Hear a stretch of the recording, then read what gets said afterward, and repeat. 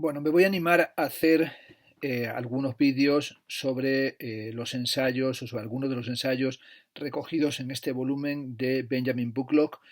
un volumen que tiene por título Formalismo e historicidad, modelos y métodos en el arte del siglo XX, publicado en la editorial ACAL en 2004, en traducción de Carolina del Olmo y César Rendueles. En esta colección de textos de arte contemporáneo dirigida por Ana María Guas. Se trata de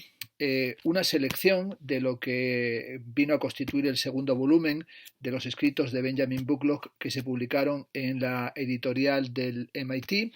El primero de los volúmenes es este, que es un grueso volumen titulado Neovanguardia y Industria Cultural, ensayos en arte europeo americano de 1955 a 1975. Antes incluso de que apareciera el segundo de esos volúmenes en el MIT,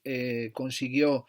Ana María Guas en la editorial ACAL publicar este volumen, Formalismo e Historicidad, aunque indica que, como así es, en la edición americana hay también un ensayo extenso sobre Marcel Brodars y sobre Gerhard Richter. Lo que aquí nos ofrecen en este volumen son los textos de carácter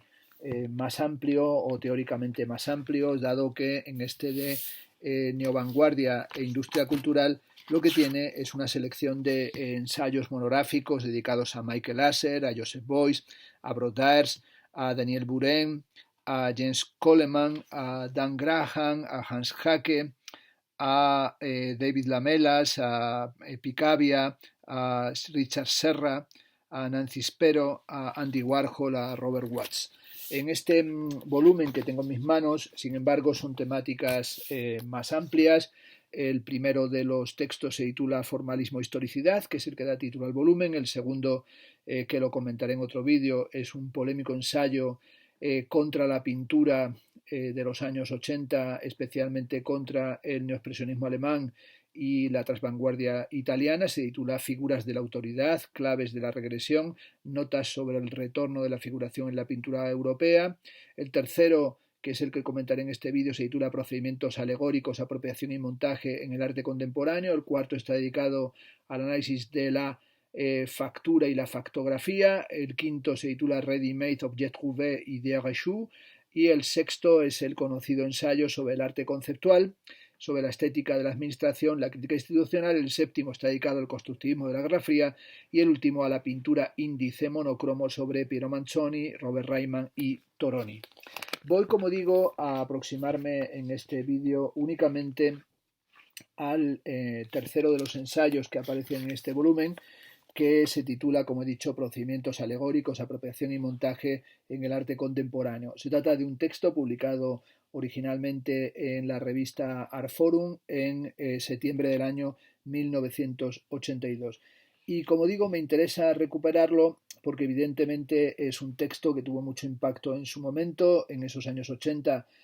hay un interés general en volver a leer a Walter Benjamin y especialmente leer a Benjamin a partir de su libro sobre el origen del drama barroco alemán y de ahí extraer la cuestión de la alegoría para aprovecharla los rendimientos críticos que pueden ofrecer en el análisis de los artistas que genéricamente fueron llamados en el orden internacional apropiacionistas, por ejemplo, como sucede en este texto, a la obra de Serry Levine, y también hay una serie de ensayos contemporáneos de este, como serían los análisis que hizo Craig Owens sobre los procedimientos alegóricos, o también los que va a realizar en estas fechas, también en los años 80, en España, José Luis Brea, en el libro que se publicó en la colección Metrópolis en Tecnos, su libro Nuevos Procedimientos Alegóricos. Por tanto, es una cuestión que estaba en ese momento planteándose con vehemencia en el campo de la crítica y por eso me parecía ahora bueno regresar sobre esta cuestión también para dar cuenta de algunas cuestiones crítico-artísticas o historiográficas que se desplegaron en este momento de las estéticas generales, vamos a llamarlas así, del posmodernismo. Se trata de un texto, como todos los de Bucklock, ambicioso y al mismo tiempo tendría que decir que un tanto destartalado, es decir, con momentos de gran lucidez y penetración conceptual y otros sumamente descriptivos y vagos, con afirmaciones a veces tremendamente dogmáticas y en otro momento con argumentos que no termina de desarrollar, pero en cualquier caso, como digo, un texto bastante interesante y por eso planteo su reconsideración o relectura. Comienza analizando los primeros momentos de la estrategia del montaje y señalando cómo hay, de hecho, en estos momentos, en los años 80, una vuelta a la consideración de esas cuestiones del montaje, que aquí hace pensando en Herfield, y aquí introduce una cita de Georg Gross, que está recogida por Hans Richter en su libro sobre Dada, arte y antiarte, del año 1963, y esa cita dice así: en 1916, cuando John Herfield y yo mismo, Gross, inventamos el fotomontaje, no teníamos ni idea de sus grandes posibilidades ni del complejo y exitoso destino que aguardaba a nuestra creación. Sobre un pedazo de cartón pegamos una mezcolanza de anuncios de fajas para hernias, cancioneros escolares y comida para perros, de etiquetas de snaps y botellas de vino y de fotografías de periódicos ilustrados. Pretendíamos, termina la cita de Georg Gross, utilizar imágenes para manifestar ideas que los censores nunca nos hubieran permitido expresar verbalmente. Aquí dice Bucklock, Gross cartografía el terreno del montaje y de los métodos alegóricos de apropiación, superposición y fragmentación.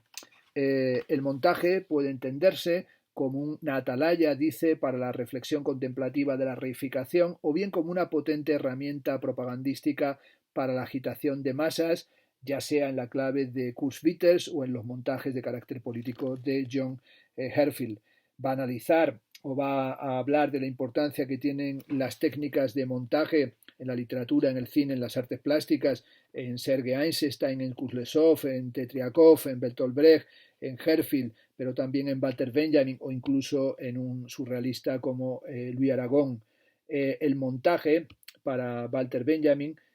tiene una enorme conexión con la cuestión de los procedimientos alegóricos en el arte moderno. Benjamin sostiene que la estricta inmanencia del barroco, su orientación mundana, conduce a la pérdida del sentido anticipatorio utópico del tiempo histórico, y esto desembocó en una experiencia del tiempo estática casi concebible en términos espaciales. Ahí dirá que la disposición generalizada a la contemplación melancólica sustituyó el deseo de actuar y producir e incluso la idea misma de la práctica política.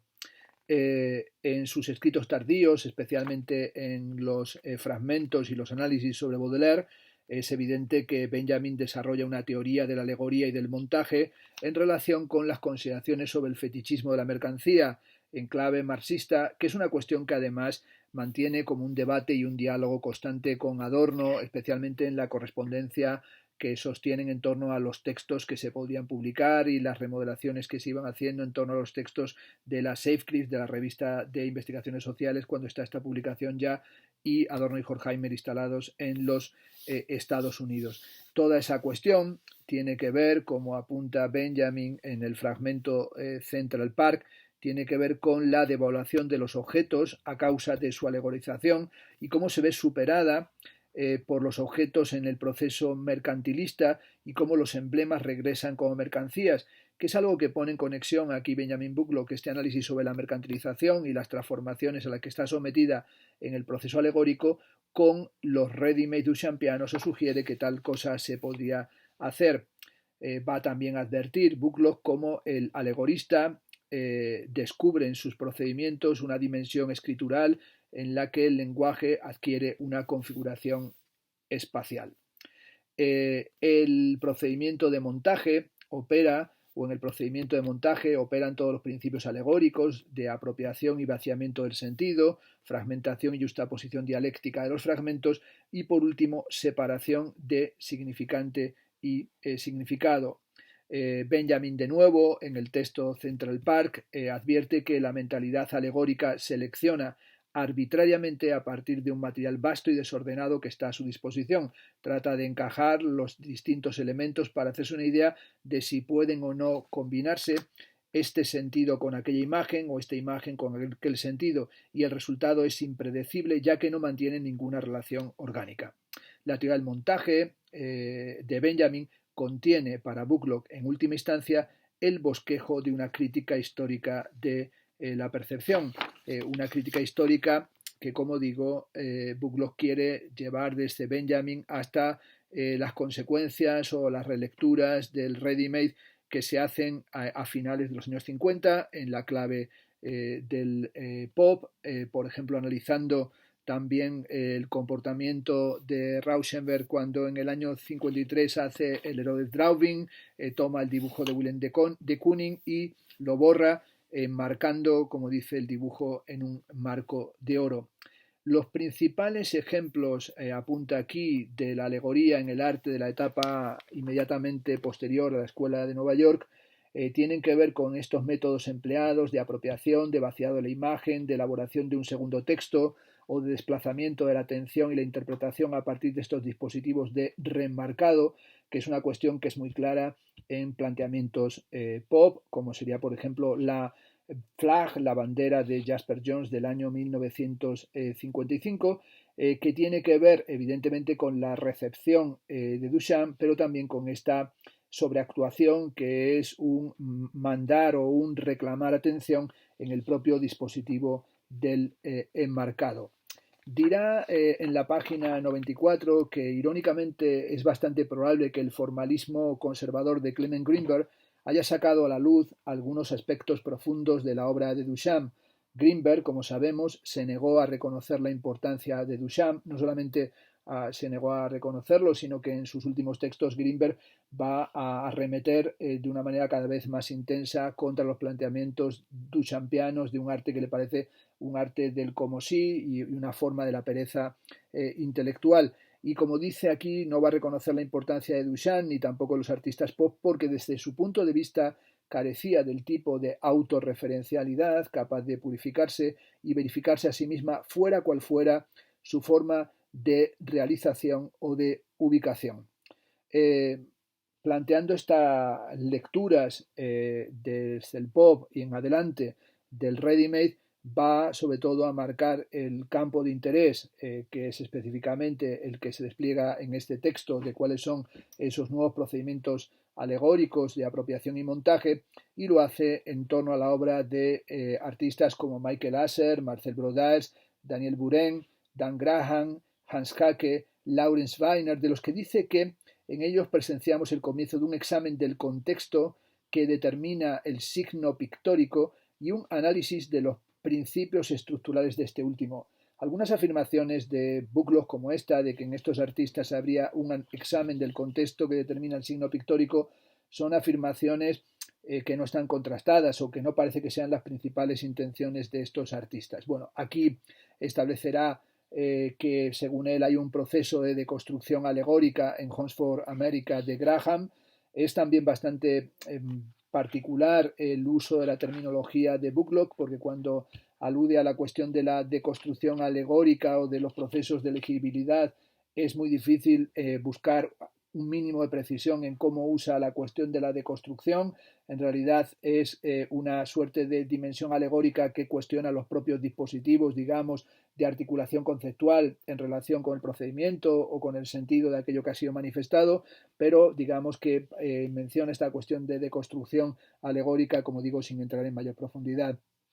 También hablará de la importancia que tiene la reinterpretación o la reinscripción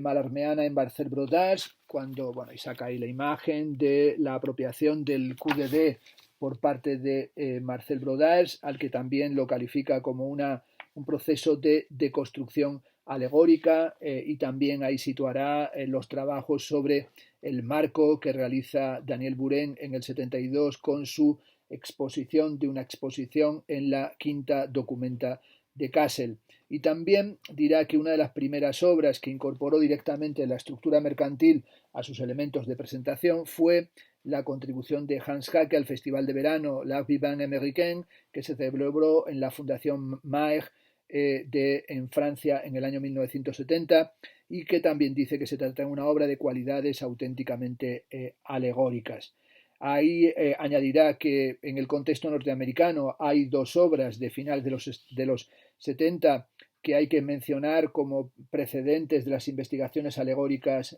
contemporáneas, que son la instalación sin título de Lois Lawyer en el Artist Space de Nueva York en 1978, que incluía un cuadro de Henry Sullivan, de Henry Stillman del año 1824, de una carrera de caballos, y la contribución de Michael Asher a la 73 edición de la American Exhibition en el Art Institute de Chicago en el año 79, y que ahí aparecen una serie de reflexiones a las que llama unos planteamientos, procedimientos enigmáticos. En la obra de estos artistas, según Bucklock, la definición material, el emplazamiento físico, social y lingüístico, y por último las cuestiones relativas al público y a la forma de comunicarse con él, cobran una importancia fundamental, que es algo a lo que llama aquí, y me parece un término interesante para volver a reformularlo, estética situacional, es decir, una estética que no es situacionista, sino una estética que toma en cuenta esa cuestión de la definición, del emplazamiento y de las cuestiones relativas a la recepción del espectador, y sobre todo que muestran cómo no es posible volver a la autonomía incondicionada y que hacerlo es caer en una lógica histórica, dice, de carácter fraudulento. También dice que es preciso invertir la cuestión con la que estos artistas analizan el lugar y la función de la práctica estética en el seno de las instituciones de la modernidad y prestar atención a los discursos ideológicos existentes fuera, dice, de este marco que condicionan la realidad cotidiana. Y esto, dice, va a suceder a final de los años 70 en la obra de artistas como Dara Wirbau, Jenny Holzer, Barbara Kruger, Lois Lawyer, Sherry Levine o Martha Rosler, donde los lenguajes de la publicidad televisiva y la fotografía, así como la ideología de la vida cotidiana, van a ser sometidos, dice, a ciertas operaciones formales y lingüísticas que en lo esencial se ceñían al modelo de construcción ideológica a través de una mitificación secundaria que ideó Roland Barthes. Bueno, como vemos, en algunos momentos también hay un empantanamiento teorético, esta cuestión de que en Barthes habría algo así como una deconstrucción ideológica. Bueno, se puede decir que hay unos procedimientos de análisis semiológico, pero esta atribución de una deconstrucción ideológica en los textos bartesianos me parece que aquí lo conduce hacia un terreno que no podemos seguramente mantenerlo. Va a hacer un análisis aquí en esta parte del texto de una serie de obras que, como digo, ha mencionado los artistas que le interesan, como sería Michael Asher, con su intervención o su contribución a la exposición de Museum as a Site, el museo como un sitio, que se celebró en Los Ángeles County Museum, y la intervención que ahí realizó. Es un pasaje bastante singular porque, bueno, habla de cómo volvió a colocar una señal para que prohibía a los perros estar sueltos en el parque o que que impedía a los perros estar sueltos, que había sido arrancada del parque en un proceso de vandalización, que luego retomó la película El hombre de Kentucky y también intervino en la cartela de un cuadro de Thomas Hart Benson titulado también El hombre de Kentucky del año 1954, y esta intervención, esta instalación en sus distintos elementos, pues es algo que parece que le produce un éxtasis absoluto a Benjamin Bucklock, y dice que aquí la referencia icónica del perro funciona como un pretexto para aludir a la dimensión autoritaria oculta en la pintura figurativa. Yo creo que aquí Bucklock pues tiene un momento de interpretosis o de delirio interpretativo, que dice que hay unas complejas referencias en la obra de Asher, y yo creo que más que complejas en muchos casos son absolutamente banales. Por otro lado, advierte que una cuestión fundamental en la obra de Asher es su resistencia a la fetichización como una resistencia a la mercantilización. Habría que decir una resistencia a la mercantilización en ese momento, porque todos estos procesos del conceptual institucional también han sido comercializados, patrimonializados, adquiridos por los museos y son hoy parte de un proceso canónico o de un planteamiento museístico y curatorial canónico. Luego va a analizar la obra de Shirley Levine, que dice que es responsable, al menos por el momento, de la negación más decidida del surgimiento de la dominación de la mercancía artística en el contexto de la galería. Y ahí habla de sus apropiaciones alegóricas, de que el trabajo de Shirley Levine tiene algo de aparición de la mujer dandy, que es un cuestionamiento de los modelos masculinos contemporáneos. Es significativo que una parte considerable, como puede apreciarse, de los artistas que analizan este texto Booklog son mujeres. Shirley Levine, Martha Rosler, Dara Birbaum. Sin embargo, es también muy significativo la casi manifiesta ausencia de perspectiva feminista o de planteamientos críticos feministas, salvo esta alusión a la aparición de la mujer dandy, que me parece absolutamente traído por los pelos. En cualquier caso, bueno, habla aquí de cómo en la obra de Shirley Levine las estrategias de alegoría y montaje que en su momento dislocaron y descentralizaron el sujeto jerárquico al propiciar la participación en el carácter táctil del fragmento y al quebrar la posición contemplativa del espectador, regresan ahora en la pintura reconciliadas y frustradas en forma de artilugios decorativos de los que se ha abusado hasta la saciedad, que ofrecen códigos vacíos y estrategias de venta. De hecho, va aquí a darle una bofetada así al paso a Julian Schnabel, sin mencionarle cuando dice que el uso de la cerámica en Gaudí o de los fragmentos abandonados y el reciclaje en Simon Rodia se han convertido en un expresionismo pseudovisionario en ciertos pintores contemporáneos que solamente responden a las exigencias del mercado. Añadirá que los montajes contemporáneos de Michael Asher, de Birbaum, Shirley Levine o Martha Rosler, por el contrario, frente a esa pintura gestual, figurativa, regresiva, están empleando, dice, métodos de apropiación y montaje de manera concluyente y explícita, sin estetizarlos, a través de una ostentación historicista que intente disfrazar auráticamente la mercancía. Va a aprovechar aquí para atacar esa pintura contemporánea en la que aparece de nuevo un autor centralizado y en la que no hay estos procedimientos de deconstrucción a la que llama deconstrucción alegórica. Y sobre todo cómo ese tipo de trabajo carece de legitimación histórica porque quiere volver a ser un texto centralizado. Analizará también la importancia que tiene el trabajo de Shirley Levine como un cuestionamiento de lo mercantil en sus apropiaciones de, por ejemplo, la obra de Walker Evans, aunque como sabemos también ese trabajo fue absolutamente y prodigiosamente comercializado. Y va a hablar también de cómo aquí se podía encontrar toda la cuestión del autor como productor, aunque sobre todo lo focaliza en el análisis de las intervenciones y los trabajos fotográficos de Martha Rosler y especialmente su conocida serie sobre el Bowery en dos sistemas descriptivos inadecuados que hizo a mediados de los años 70. Va a hablar de cómo hay una reflexión sobre las condiciones de la propia representación documental y va a ver si hay una especie de dificultad para emitir el juicio o unos juicios un tanto resbaladizos por parte de Booklog cuando dirá que mientras la postura de Shirley Levine parece remitir a la tradición cínica del dandismo,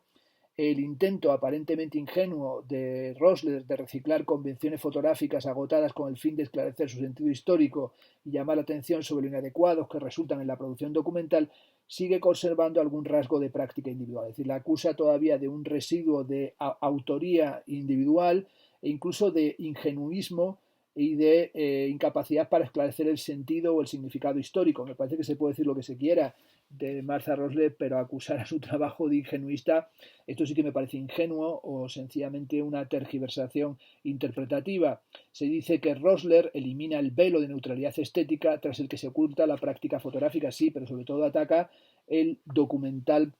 compasivo o las formas de un documental que tiende hacia la romantización. Aquí se elude en cierta medida en esta polarización entre lo que llama dandismo cínico, que tampoco me parece que sea una precisa caracterización en la obra de Serge Levine en sus apropiaciones o en su modo de apropiarse, pero también su cuestionamiento del original y en toda esa estética que tiene el componente del problema de lo plagiario, el problema del plagio en las dinámicas artísticas. Lo que no repara es en los modos en los que la propia Martha Rosler en sus textos de crítica y en sus textos de análisis fotográfico cuestiona la apropiación de Serge Levine y va a volver sobre los planteamientos de Serge Levine y sobre algunas otras artistas contemporáneas para hablar de una especie de mímesis, de sobreimposición, pero también de una codificación estética de carácter fraudulento. Va a prestar atención, tal vez con es el análisis más extenso de todo el ensayo, a los trabajos, a los vídeos de Dara Birbaum, sobre todo hablando de la importancia que tiene un tipo de trabajo de videoarte que intenta interferir en el seno de la televisión comercial, y así va a analizar, por ejemplo, Tecnología, Transformation, Wonder Woman del año 78-79 o Pop Video, Hospital General, Patinaje de velocidad femenino en las Olimpiadas del año 1980, que le parece pues un trabajo, digamos, en el que se está poniendo en cuestión los marcos museísticos, galerísticos o de el escaparate comercial habitual. Dirá en la página 115 que mientras que en la obra de Rosler y Birbaum resulta fundamental la posibilidad de operar simultáneamente dentro y fuera del marco de la distribución institucionalizada del arte, la obra de Serge Levine se mueve exclusivamente en ese contexto. Su obra solo puede cumplir todas sus funciones en tanto que mercancía, pero paradójicamente no puede venderse, al menos por el momento. Bueno, al menos por el momento entendemos que en este momento, en los 80, sometida a debates sobre la autoría y sobre los derechos de autor. Y ahí dirá que en este sentido las obras de Serge Levine y Dara Birbaum revelan cierta afinidad histórica con la posición de Warhol, el primer dandy estadounidense que negó sistemáticamente la creación y la productividad individual en beneficio de una ostensible reafirmación de las condiciones de reificación cultural. Aparece, como vemos una y otra vez, la cuestión del dandismo en este texto sobre los procedimientos alegóricos, y es curioso que apenas se saca partido de las reflexiones del propio Benjamin sobre el dandismo en Baudelaire o sobre el papel del dandy en Baudelaire y la relación del dandy como un flâneur, pero también del dandy como un saboteador de su propia clase y de su propia situación, y como alguien que viene a cuestionar los privilegios específicos de la aristocracia y de la burguesía, pero también la relación del dandy con el sistema comercial y con los modos de transformación de la economía en el siglo XIX. Bueno, es una cuestión que también hace que el texto tenga como poca densidad conceptual, y en muchos momentos parece que está picando y saltando de acá y de allá y teniendo una especie de aproximación a ciertos artistas que le interesan, sin que tampoco acabe de aclarar cuáles son esos procedimientos o esos procedimientos alegóricos hacia una exposición adecuada de los mismos. Termina el ensayo hablando de cómo los artistas que ha tratado en este artículo usurpan o piratean el material. Bueno, sí, piratean, incluso en el caso de Serge Levine, plagian el material de su investigación, y que tienen que ver con los artistas conceptuales radicales de los finales de los 60 que cuestionan la necesidad de que su obra fuera relegada a la condición de mercancía individual. Y termina diciendo, y por el momento han tenido éxito en su ataque, al menos hasta que el proceso de aculturación general encuentre el modo de asimilar estas obras o hasta que sus autores encuentren la forma de acomodar sus producciones a las condiciones del aparato de aculturación. Hay que decir, esto sucedió de una forma muy rápida. En último término, sigo, la realidad material de un constructo procede de su índole visual y no de sus características textuales. No sabemos aquí muy bien qué es lo que quiere decir, ya que esta realidad constituye la base de su existencia como mercancía. En 1957, en sus mitologías, Roland Barthes se dedicó a deconstruir, otra vez el término, estos mitos contemporáneos que son los objetos de consumo y la publicidad. En cierto modo, esa tarea constituye el modelo original del enfoque deconstructivo que los artistas de los que he tratado en este artículo aplican a la crítica de la ideología. A diferencia de algunos de estos artistas, Barthes no se topó con problemas de propiedad intelectual y copyright, pero desde entonces el objeto o la imagen visual se han convertido en el principal correlato ideológico de la propiedad privada. Bueno, termina con esta cuestión del plagio, de la autoría o de los derechos de propiedad o del copyright y lo deja así un tanto, como digo, desvaído, pero sí me ha parecido interesante volver a leer o leer algunos fragmentos de este texto de los procedimientos alegóricos, este ensayo sobre apropiación